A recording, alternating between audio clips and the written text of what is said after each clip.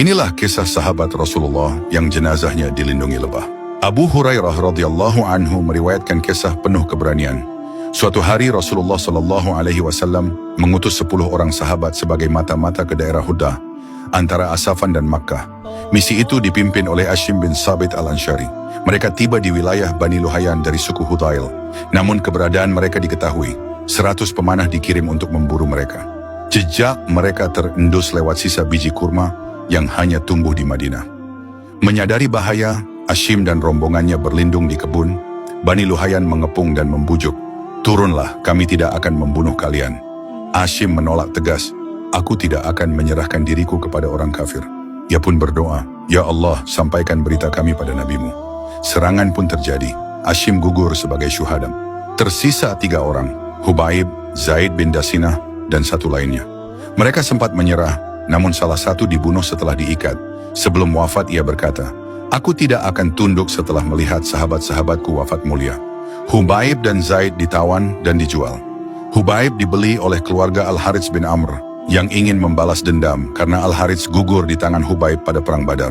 Saat ditawan, Hubaib meminjam pisau untuk mencukur kumis. Anak kecil wanita pemberi pisau mendekat dan duduk di pangkuannya. Hubaib berkata, "Apakah engkau takut aku membunuh anakmu? Aku tidak akan melakukannya." Wanita itu bersaksi, "Demi Allah, aku belum pernah melihat tawanan sebaik Hubaib." Suatu hari ia makan buah anggur, padahal tangannya terbelenggu dan bukan musim anggur. Itu adalah rezeki dari Allah. Menjelang eksekusi, Hubaib meminta izin sholat 2 rakaat. Ia sholat dengan khusyuk, lalu berkata, "Kalau bukan karena takut kalian mengira aku takut mati, aku akan memperpanjang sholatku." Ia berdoa, "Ya Allah, hancurkanlah mereka." Lalu melantunkan syair, "Mati bukanlah masalah bagiku, selama aku mati dalam Islam. Bagaimanapun caranya kepada Allah tempat kembaliku. Semua ini kupersembahkan demimu ya Allah. Jika engkau ridha, berkahilah aku dalam syahidku." Eksekusi dilakukan oleh Abu Sirwa'ah Uqbah bin Harits. Hubaib pun menjadi muslim pertama yang melaksanakan salat 2 rakaat sebelum dieksekusi. Di hari yang sama, Rasulullah sallallahu alaihi wasallam memberitahu para sahabat tentang syahidnya Hubaib. Beliau juga menceritakan bahwa kaum Quraisy mengutus pasukan untuk mengambil jasad Hashim bin Sabit. Namun Allah mengirim kawanan lebah yang melindungi jenazahnya hingga tak satu pun dari mereka bisa menyentuh tubuhnya. Inilah kisah kesabaran Nabi Yakub menghadapi ujian kehilangan putranya. Dalam perjalanan hidupnya, Nabi Yakub pernah bermimpi bahwa ia akan mendapatkan banyak rezeki, hidup dalam kedamaian, memiliki keluarga yang saleh, serta dianugerahi kerajaan besar yang makmur. Mimpi itu menjadi pertanda akan datangnya keberkahan dan ujian besar dalam hidupnya. Menurut buku Islam on the Spot, Nabi Yakub memiliki 4 orang istri dan 12 anak laki-laki. Di antara mereka, terdapat seorang anak yang paling disayang dan tampan, yaitu Nabi Yusuf. Rasa kasih sayang ini begitu nyata hingga menimbulkan kecemburuan di hati saudara-saudaranya. Dalam buku Meneladani Kesalehan Ayah dalam Al-Quran karya Donaningrum Mawardi dan Atin Sumaryani, diceritakan bahwa Nabi Yusuf pernah bermimpi melihat 11 bintang, matahari, dan bulan bersujud kepadanya. Ketika Yusuf menceritakan mimpi itu kepada ayahnya, Nabi Yakub memintanya untuk tidak menceritakan mimpi itu kepada siapapun. Beliau memahami bahwa mimpi itu adalah tanda bahwa Yusuf kelak akan menjadi orang besar dan seluruh keluarganya akan tunduk hormat kepadanya. Sayangnya, karena Nabi Yakub sangat menyayangi Yusuf, saudara-saudaranya merasa iri dan menyusun rencana jahat. Mereka membuang Yusuf ke dalam sumur, seperti disebutkan dalam Al-Quran Surat Yusuf ayat 15. Allah mewahyukan kepada Yusuf bahwa kelak ia akan menceritakan kembali kejadian ini kepada saudara-saudaranya saat mereka tidak menyadarinya. Setelah membuang Yusuf, mereka pulang dan berbohong kepada ayah mereka. Dalam surat Yusuf ayat 17, mereka berkata bahwa Yusuf dimangsa serigala ketika mereka sedang berlomba. Mereka tahu ayahnya tidak akan percaya, tetapi tetap bersikeras pada kebohongan itu. Nabi Yakub sangat terpukul. Ia menangis terus-menerus hingga kehilangan penglihatannya. Dalam buku Kisah Bapa dan Anak dalam Al-Quran karya Adil Mustafa Abdul Halim, dijelaskan bahwa Nabi Yakub tetap bersabar menghadapi kebohongan putra-putranya. Ia menyerahkan semua kepada Allah dengan penuh tawakal. Dengan kekuatan dari Allah, Nabi Yakub akhirnya mampu melewati ujian itu. Setelah bertahun-tahun berlalu, penglihatannya pun dikembalikan oleh Allah.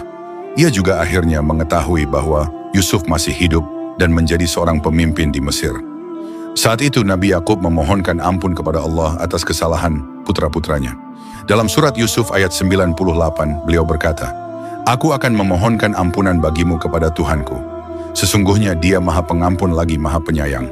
Dalam buku Menengok Kisah 25 Nabi dan Rasul karya Ustadz Fatih, ditekankan bahwa Nabi Yakub adalah teladan nyata dalam kesabaran. Ujian kehilangan anak dan dikhianati oleh anak-anaknya sendiri tidak membuatnya putus asa, melainkan semakin menguatkan keimanannya kepada Allah Subhanahu wa Ta'ala. Tahukah Anda kenapa iblis lebih takut kepada orang yang berilmu dibanding ahli ibadah? Sebagai generasi muda yang tumbuh di era ketika pentingnya pendidikan telah disadari oleh hampir seluruh lapisan masyarakat, kita tentu sudah sering mendengar tentang keutamaan menuntut ilmu dalam Islam. Salah satu hadis yang cukup terkenal diriwayatkan oleh Abu Hurairah radhiyallahu anhu. Dalam hadis itu Rasulullah sallallahu alaihi wasallam bersabda, "Barang siapa menempuh jalan untuk menuntut ilmu, maka Allah akan memudahkan baginya jalan menuju surga. Sesungguhnya para malaikat dan makhluk di langit maupun di bumi, bahkan ikan-ikan di lautan, akan memohonkan ampun untuk orang yang berilmu." Para ulama adalah pewaris para nabi. Hadis ini menunjukkan betapa Islam sangat memuliakan ilmu dan para penuntutnya. Bahkan, orang yang berilmu lebih utama dibanding mereka yang hanya tekun beribadah, namun tidak memahami ajaran agama dengan benar. Dalam Islam, menuntut ilmu tidak hanya bernilai duniawi, tapi juga merupakan bentuk ibadah dan kewajiban agama. Lebih dari itu, ada pula sebuah kisah menarik yang dapat menjadi motivasi bagi kita dalam menuntut ilmu. Kisah ini menggambarkan bagaimana iblis lebih takut kepada orang berilmu daripada kepada orang yang rajin beribadah. Diriwayatkan dalam sebuah hadis, pada suatu ketika Nabi Muhammad SAW mendatangi sebuah masjid. Di dekat pintu masjid, beliau melihat iblis sedang berdiri. Lalu Nabi bertanya, "Wahai iblis, apa yang sedang kamu lakukan di sini?" Iblis pun menjawab, "Aku ingin masuk ke dalam masjid untuk mengganggu salat orang yang sedang salat itu. Tetapi aku takut kepada seorang laki-laki yang sedang tertidur di pojok sana." Rasulullah kembali bertanya, "Kenapa kamu tidak takut pada orang yang sedang salat, padahal dia sedang bermunajat kepada Tuhannya, dan justru takut pada orang yang sedang tidur?" Iblis menjawab, "Orang yang sedang salat itu adalah orang bodoh. Aku bisa dengan mudah mengganggu kekhusyukannya. Tapi orang yang sedang tidur itu adalah seorang alim, seorang yang berilmu. Jika ia bangun, dia akan membongkar tipu dayaku dan membimbing banyak orang menuju kebenaran. Itu yang aku takuti." Kisah ini memberi pelajaran berharga bahwa ilmu pengetahuan bukan hanya sarana untuk memahami dunia, tapi juga perisai melawan kebodohan dan tipu daya setan. Menjadi orang berilmu bukan hanya mulia di hadapan manusia, tapi juga menakutkan bagi musuh kebenaran. Inilah kisah wanita tua yang tersentuh oleh budi pekerti Rasulullah. Seorang perempuan tua berjalan sendirian di tengah gurun pasir, membawa beban yang sangat berat. Langkahnya tampak tertatih, namun ia terus berusaha dengan segala tenaga yang tersisa. Tiba-tiba, seorang pemuda datang menawarkan bantuan. Ia bersedia mengangkatkan barang bawaan si nenek dan menemaninya berjalan sampai tujuan. Perempuan tua itu pun menerimanya dengan senang hati. Selama perjalanan, si nenek banyak bercerita. Ia tampak senang berbicara, dan sang pemuda mendengarkannya dengan sabar, tanpa menyela, hanya tersenyum. Di tengah cerita, perempuan tua itu berkata, "Anak muda, selama kita bersama, tolong jangan bicara apapun tentang Muhammad. Gara-gara dia, tidak ada lagi ketenangan. Aku sangat terganggu dengan ajarannya." Ia melanjutkan keluhannya, "Di mana-mana aku dengar namanya. Katanya dia dari keluarga terhormat, tapi sekarang memecah belah masyarakat. Dia bilang Tuhan itu satu, lalu menghasut para budak dan orang miskin agar menentang kaum bangsawan. Dia merusak anak-anak muda dengan janji-janji kosong. Jadi tolong jangan bicara tentang Muhammad." Pemuda itu tetap mendengarkan tanpa berkata sepatah kata pun. Sesampainya di tujuan, ia meletakkan barang bawaan perempuan tua itu dengan hati-hati.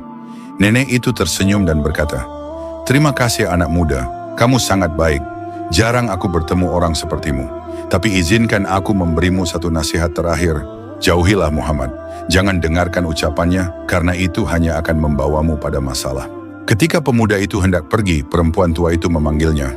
"Maaf, siapa namamu?" Pemuda itu menjawab dengan lembut, "Aku Muhammad." Sang nenek terdiam seketika. Ia menatap pemuda itu dengan mata terbelalak, lalu berkata dengan suara lirih, "Ulangi, siapa namamu tadi?" Pemuda itu kembali menjawab, "Aku Muhammad." Air mata perempuan tua itu menetes. Ia terdiam, lalu berseru, Aku bersaksi tiada Tuhan selain Allah dan Muhammad adalah utusan Allah. Saat itu juga ia bersyahadat dan memeluk Islam. Demikianlah akhlak mulia Rasulullah. Hanya dengan kesabaran, senyum, dan sikap yang rendah hati, beliau mampu menyentuh hati seorang perempuan tua yang sebelumnya sangat membenci dirinya. Beliau tidak berdebat, tidak membalas caci maki, cukup dengan pelayanan tulus yang menunjukkan ketinggian budi pekerti. Kisah ini menjadi pelajaran bagi kita semua, bahwa dakwah tidak selalu dengan kata-kata, namun seringkali dengan keteladanan akhlak. Semoga kita bisa meneladani akhlak Rasulullah dalam kehidupan sehari-hari.